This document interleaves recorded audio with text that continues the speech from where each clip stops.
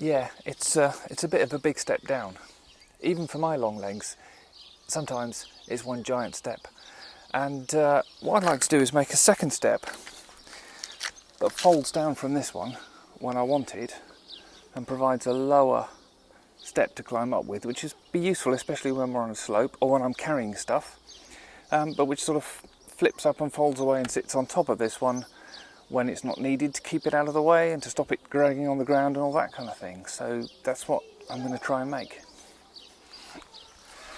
So at the moment what I've got is this backing plate that fits on the toe bracket behind the toe ball, with these two things in, which you sometimes see these things for putting bike racks on.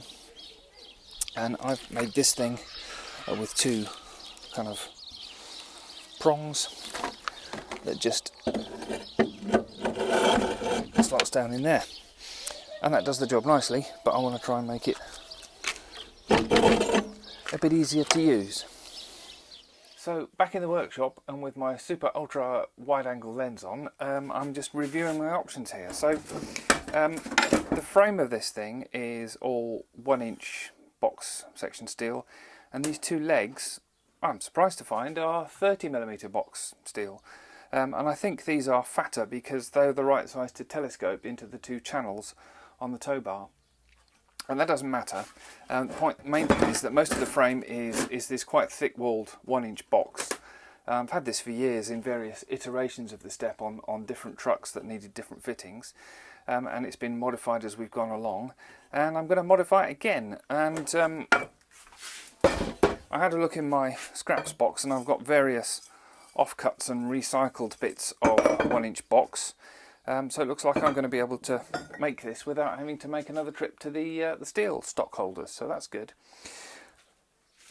On the top you will see that I've got a piece of AstroTurf, which is great for trapping water off dogs' feet and indeed Amanda's feet going in and out of the van, and it's a sort of built-in doorstep, built-in doormat that I never really have to clean, and I can just hose it off now and again when I wash the van, which is quite cool. And then underneath that I've got this aluminium checker plate.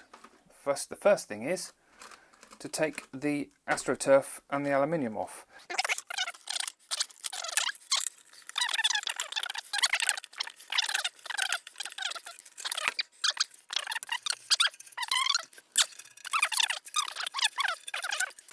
Is it just me?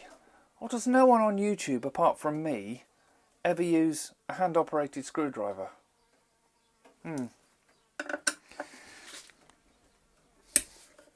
I mean, you know, I can see where if you've got lots and lots of screws to do, it makes sense to use an electric screwdriver. But if you've just got one or two, then by the time you've found the screwdriver, made sure it's got the right type and size of bit in it,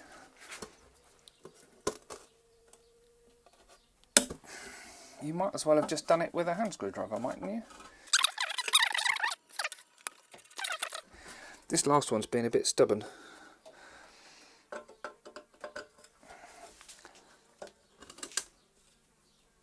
Oh, it doesn't want to come, that one.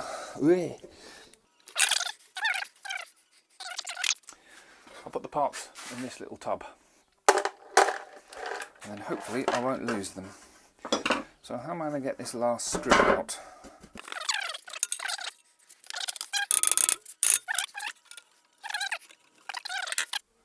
Time to resort to some heat. Now, I'd like to use just a propane blowtorch, but I don't have one. I don't have any propane. So it's oxyacetylene or nothing.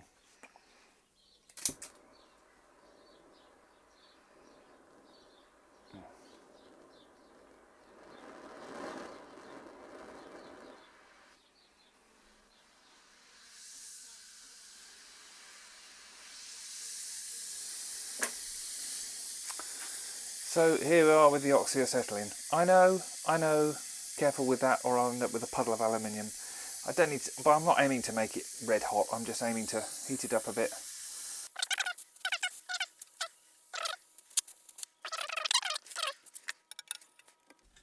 Nope. We're going to be drilling out that screw. Bummer.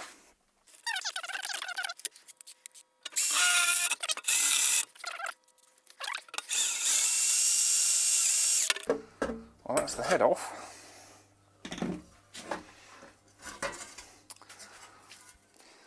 Well, I did some rather neat, can you see that? Yeah, you did some rather neat mitre welds there. And I ground them on the other sides, but not on the bottoms, because I didn't think it was going to matter. But it does matter now, because I want to add another leg there. So I'm going to have to do some grinding.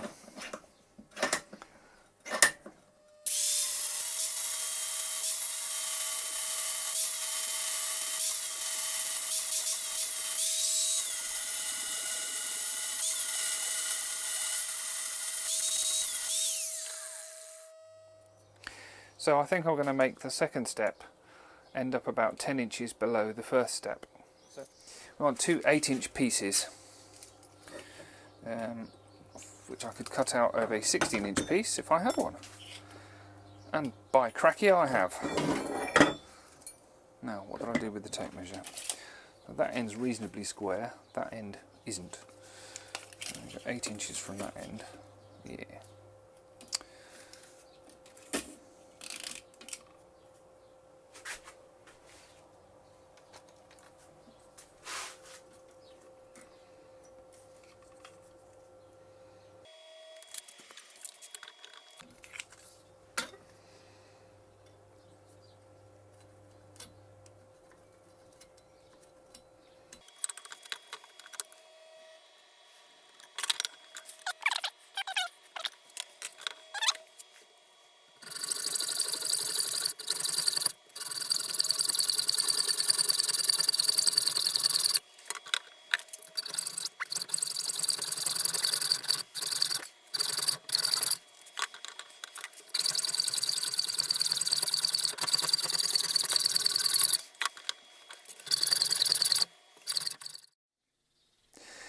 Now the next thing is actually the moving step needs to be a little bit wider than the fixed step. Why is that, I hear you ask? Yeah, and the answer is I don't want the two tubes to kind of rub against each other directly all the way through the travel, because they'll rub all their paint off each other and it's just a bit nasty. So I'm thinking maybe a thick washer like that will separate them. So depending on how accurately I can weld this all up square and how much I grind off joints like that, I need to allow a bit of clearance for that movement. And so I'm thinking the clearance wants to be the thickness of that washer on each side plus a bit. So the question then arises, how thick is the washer? Well, let's measure it and find out. More than I thought. So I've just got to start cutting stuff up now and welding it together.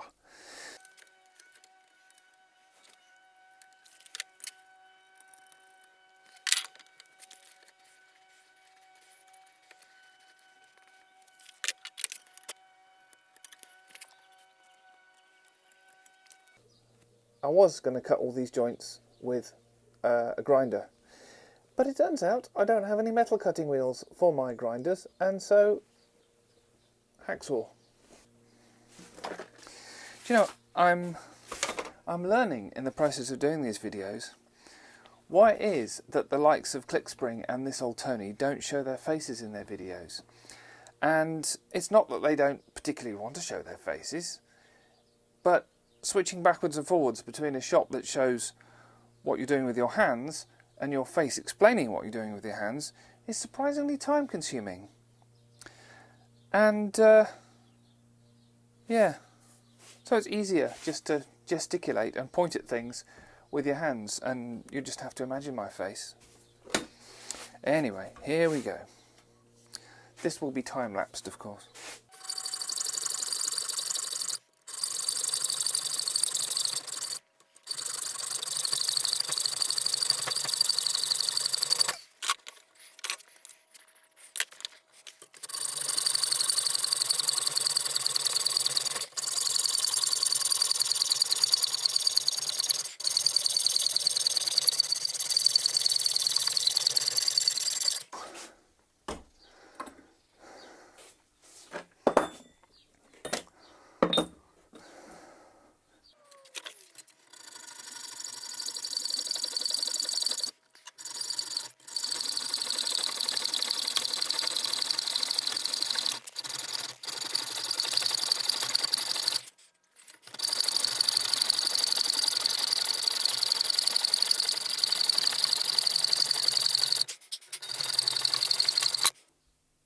that's not very accurate.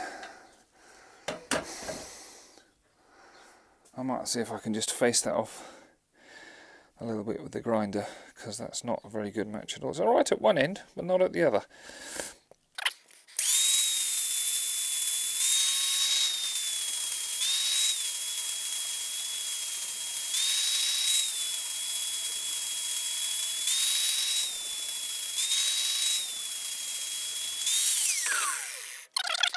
I can always fill in for small amounts of metal that aren't there on the welder, but I can't remove bits of metal that are there on the welder. That being the nature of welders. That's kind of the basic rules of this game, as I understand it, is the welder's there to add metal where it isn't, and the grinder is there to take away metal where it is. And between the two, you can make stuff.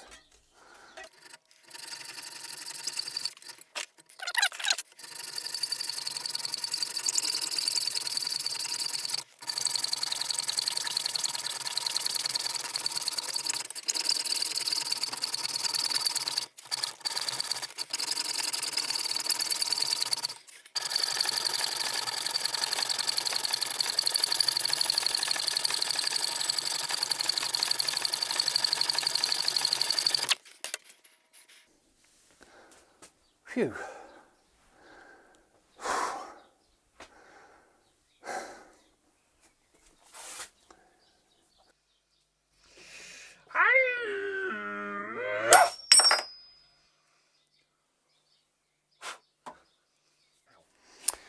So, as you see, I have cut and mitered the ends of my 4 pieces of tube. This one is 2 pieces that were spliced back together, and with a bit of paint on you'll never know.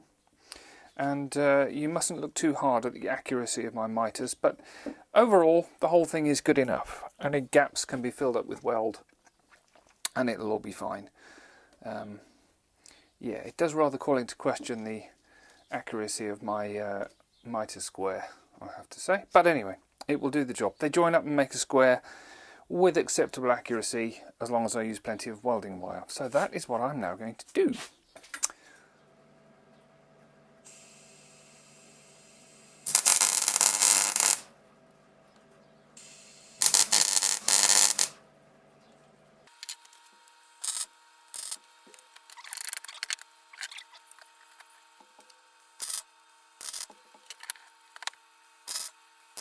So how is this looking for squareness? To answer that question, we will need a tape measure, which I left in my handbag.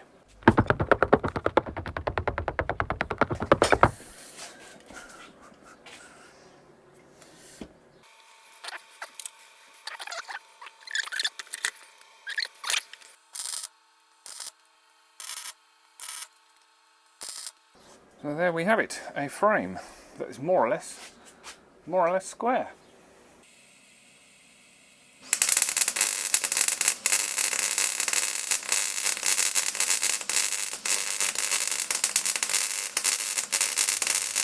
So you get the idea. There are 4 corners to the frame, and each corner has 4 sides: the top side, the bottom side. Oh, that's the nicest one yet. The outside and the inside. And I just needed to work through welding along each seam at each side of each joint, which is quite a lot of individual short weld seams. So we'll just whiz through them here, because once you've seen one done, you've seen them all. Not quite sure what happened there. I think now we're in a position to maybe weld up those holes and look at these corners. I'll do the holes first.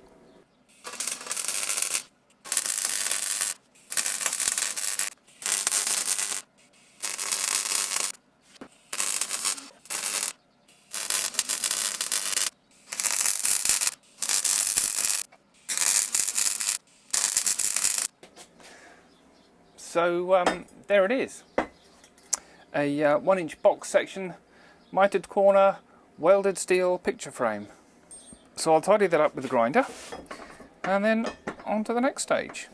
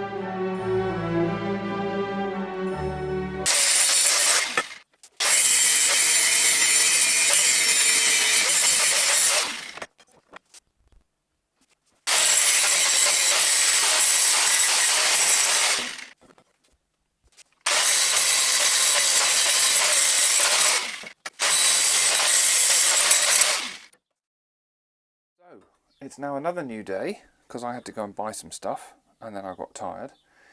But I think we're ready for the next stage, which is to put on these downward projecting legs from the top step, and then there will be corresponding upward projecting legs from the bottom step, and those will kind of hinge together. So I'm going to weld on these legs because I see no reason not to. And before I can weld them, I will have to remove the paint from the ends, because otherwise the paint insulates and I won't be able to strike an arc. I might also remove some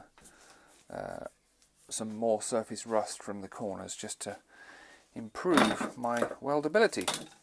So I'll do that now. I'll do the grinding on the corners first, because I've got that grinder plugged in.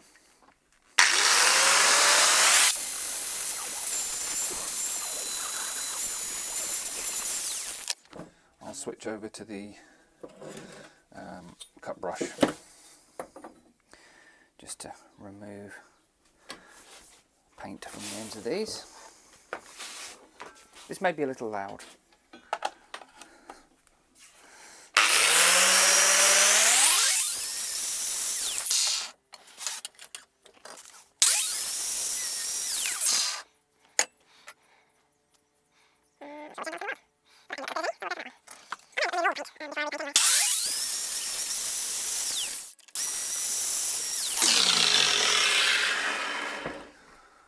Good. So I'm going to tack them on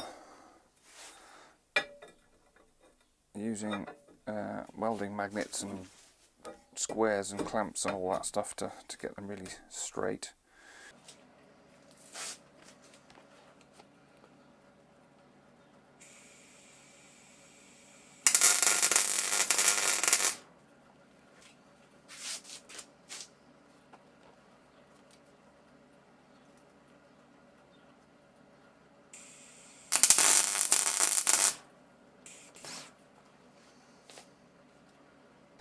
Because of the way that the step is going to fold up with another leg swinging here in this plane, I can't have this weld bead standing proud, or not as proud as this. It's still a bit warm, that. So I need to grind that smooth. Similarly on the front edge, if it all folds up as flat and as flush as I'd like it to, I can't be having a weld bead on this edge either. So I'm going to grind those flat, like this one that I've prepared earlier. I'm going to do the same on this corner, and then the same on these two corners.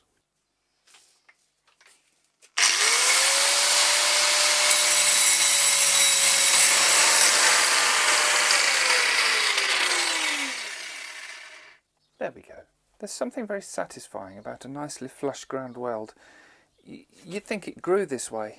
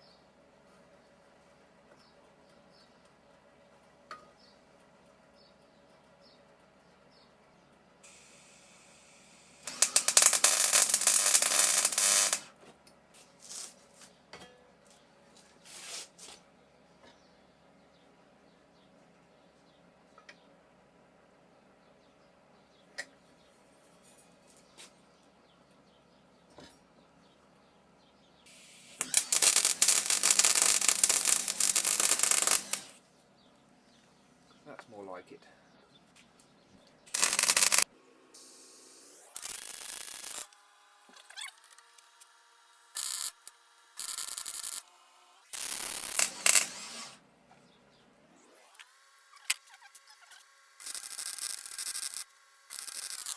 See that?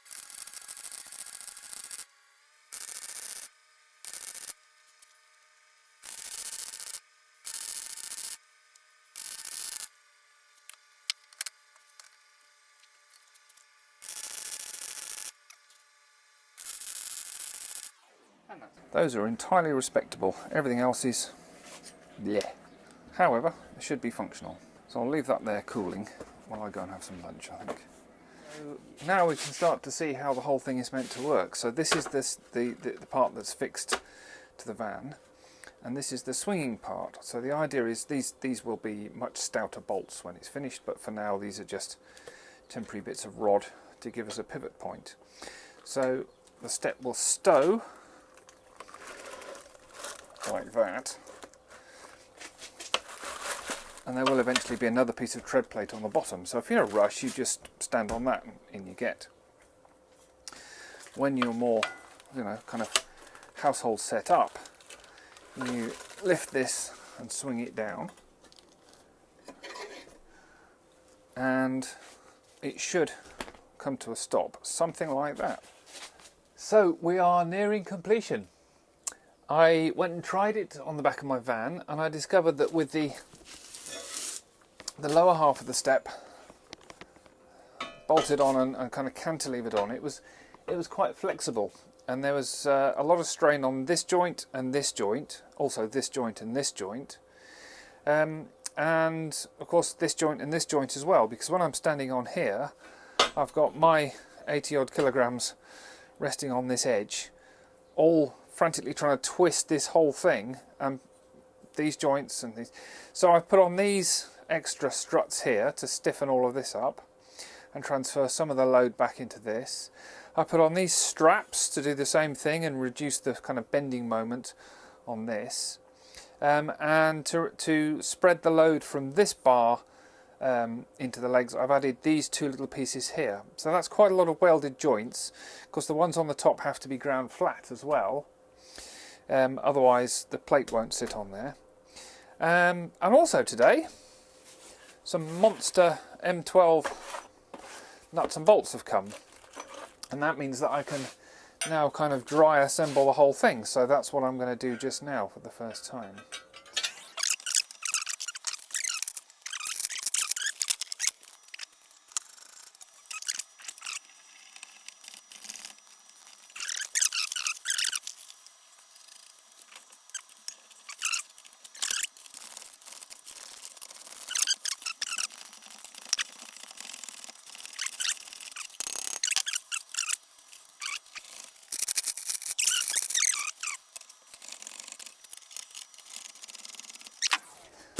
That is pretty much the mechanical parts of it assembled. So that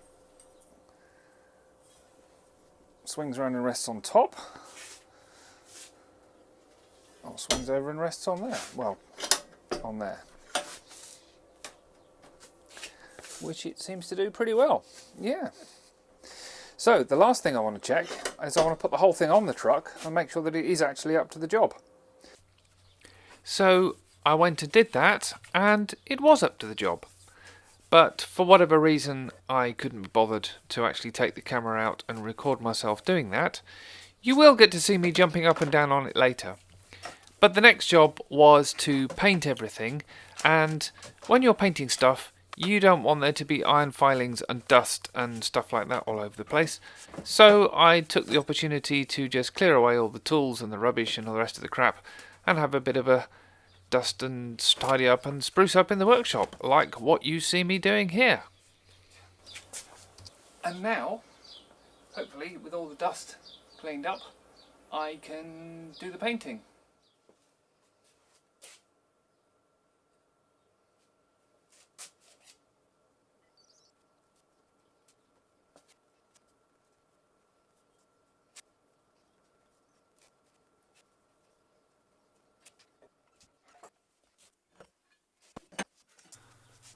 Well, the new paint looks nice.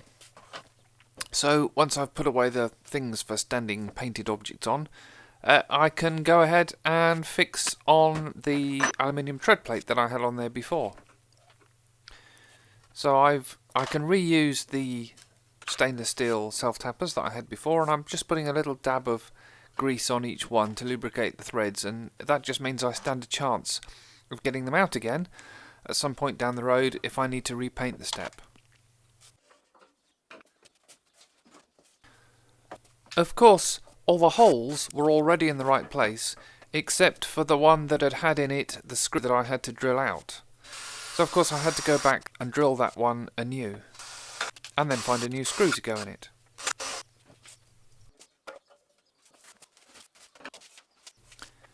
Then I could fix the AstroTurf back on, after I'd cleaned off some sort of oily muck that had got on the tread plate.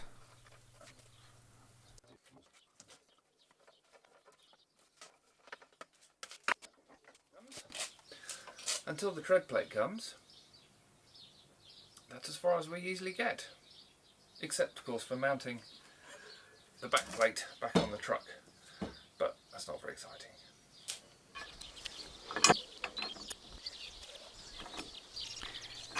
But you get to see it anyway. And that's partly to make amends for the fact that further supplies of aluminium tread plate did arrive, and I screwed them on in much the same way that I'd put back on the one you saw me do before, and I attached 2 new pieces of AstroTurf, but I didn't film myself doing it.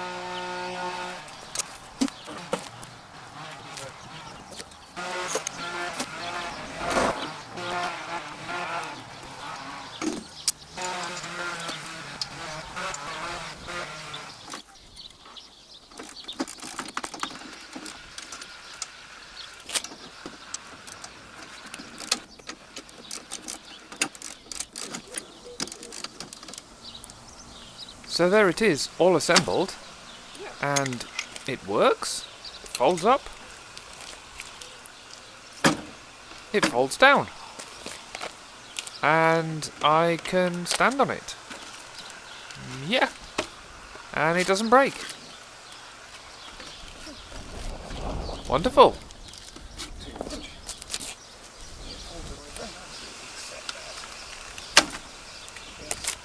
The only snag is, when you fold it up, it does hide rather a lot of the rear number plate.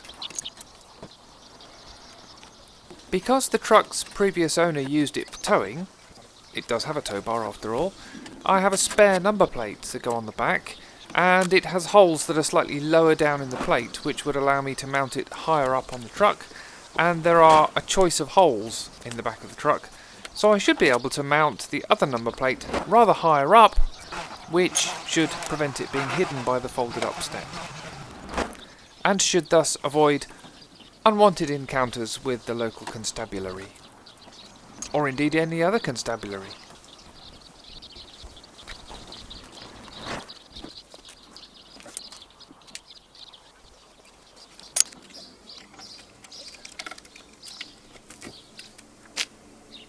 So now there's the quick and inelegant method of getting in and out.